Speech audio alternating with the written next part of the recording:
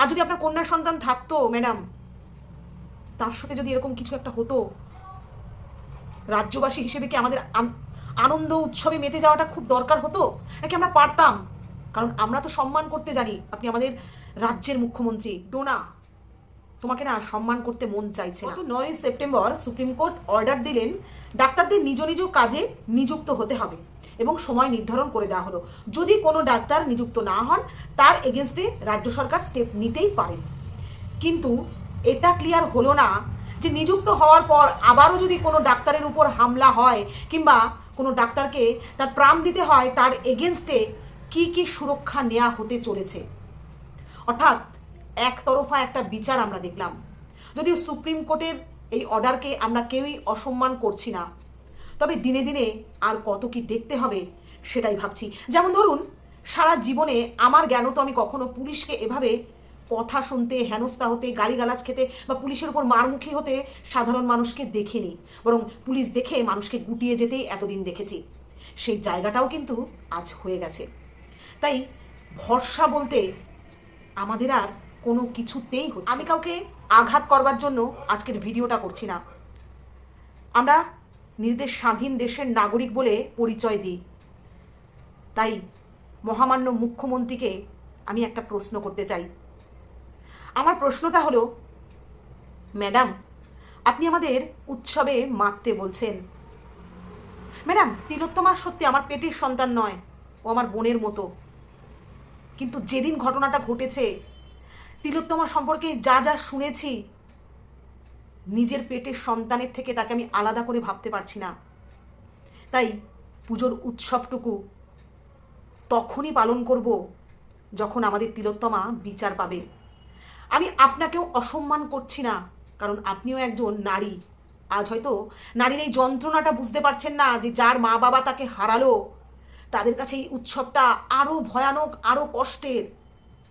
হয়তো অনেক জায়গায় অনেকেই সবটা ভুলে গিয়ে ফিতে কাটতে চলে যাবেন পূজা মণ্ডপে, কিন্তু তিলোত্তমার মা বাবা, সে কিন্তু কোনোদিনও ভুলতে পারবে না যে তার মেয়ে লোকের সেবা করতে গিয়ে তার কর্মস্থলেই মৃত্যুবরণ করেছিল। আজ তিলোত্তমা মেয়েটি হয়তো প্রতিবাদী ছিল, হয়তো সঠিক ছিল, হয়তো সে কোনো রকম ঘুষ দিয়ে ডাক্তার হয়নি, তাই হয়তো তাকে বাঁচতে দেয়া হলো না। এই মেয়েটার জন্য যদি আমরা লড়াই করি, তাহলে কি আমরা ভুল কিছু করছি? ম্যাডাম, আপনার তো আমাদের আরও সঙ্গ দেওয়া উচিত। আপনি তো চাইলেই এর বিচার করেই দিতে পারতেন। আপনি চাইলেই পারেন এখনো কিছু স্টেপ নিতে, যাতে করে সারা বাংলাবাসী আপনাকে মাথায় করে পথ চলতে পারত। আপনি উৎসবের কথা বলছেন।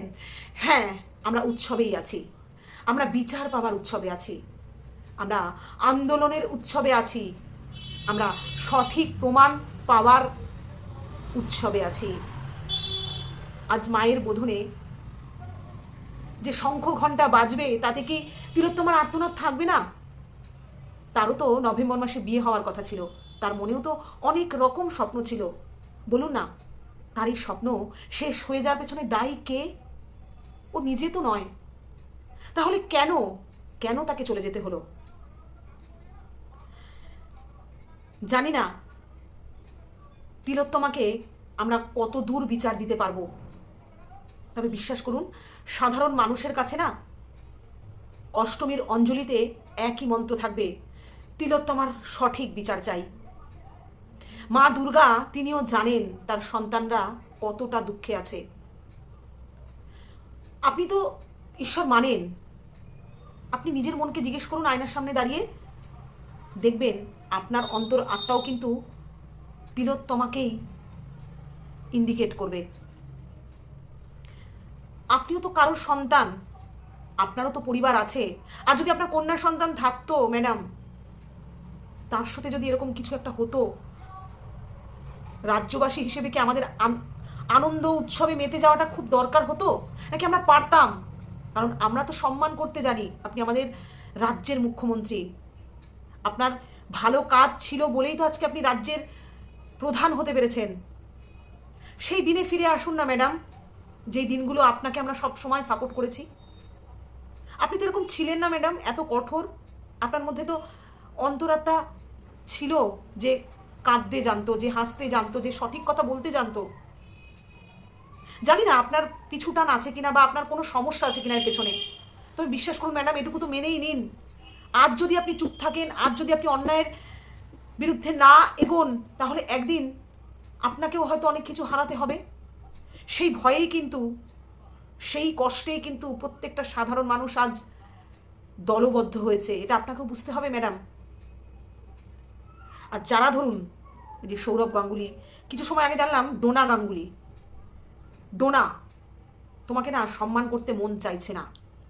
কারণ একটার পর একটা তোমার পরিবার থেকে যে কথা উঠে আসছে, তাতে করে বড্ড অস্বস্তি হচ্ছে তোমার নামটাও উচ্চারণ করতে, কিন্তু তবু করছি। কারণ তুমি এতদিন যাদের সামনে দাঁড়িয়ে কথা বলেছো তারা তোমার মতোই পপুলার। সাধারণ মানুষের হিসাবটা তুমি আজও জানো না। সাধারণ মানুষ তোমাকে বলছে, আমিও একজন সাধারণ মানুষ, তাই তোমাকে বলছি, আজ যদি এই ঘটনাটা তোমার সন্তানের সাথে হতো, কি করতে তুমি? এই একটা প্রশ্নের উত্তর দিও। তোমার পরিবারের কারোর সাথে হতো, কি করতে তুমি? তুমি তো একজন নারী না? তোমারও তো মেয়ে আছে নাকি? সে বিদেশে আছে, সুরক্ষিত আছে বলে তুমি এত বড় বড় কথা বলতে পারছো? তুমি একজন শিল্পী, শিল্পত্বকে এভাবে নষ্ট করো না। আমরাও নাচকে সম্মান করি, তোমাকে সম্মান করি, কিন্তু তোমার সম্মান তুমি নিজেই ধুলোয় মেশাচ্ছ, জানি না কেন। অ্যাটলিস্ট কিছু পারো আর না পারো, দয়া করে মুখটা বন্ধ রাখো। নাহলে আমি হয়তো অনেক ভদ্রভাবে তোমাকে বললাম, সবাই কিন্তু এত ভদ্র নয়। সাধারণ মানুষ কি পারে কি পারে না, অন্তত এই 1 মাসে বুঝেছো। আর যদি না বুঝে থাকো, তাহলে তুমি তোমার কাজটা করো, কিন্তু নিজের পরিণতি নিয়ে আফসোস করো না যেন। আবারও ফিরে আসছি ম্যাডাম, আপনি আমাদের রাজ্যের প্রধান।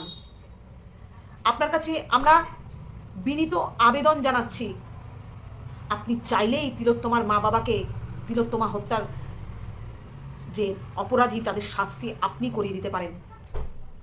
কারণ আপনার রাজ্যে কে কি করতে পারে আপনার থেকে ভালো কেউ জানে না। তাই নিজের জায়গাটাকে প্লিজ সঠিক জায়গায় আনার চেষ্টা করুন। নমস্কার।